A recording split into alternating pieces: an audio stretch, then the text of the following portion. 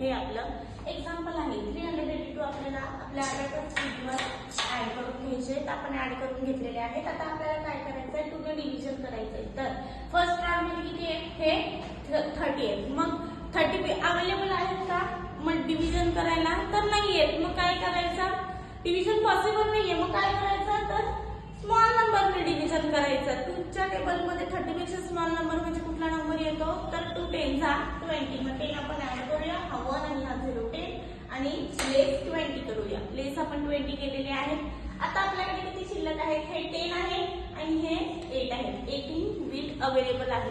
Okay, मग 2 च्या टेबलमध्ये 18 येतात का, तर येतात. डिव्हिजन पॉसिबल आहे.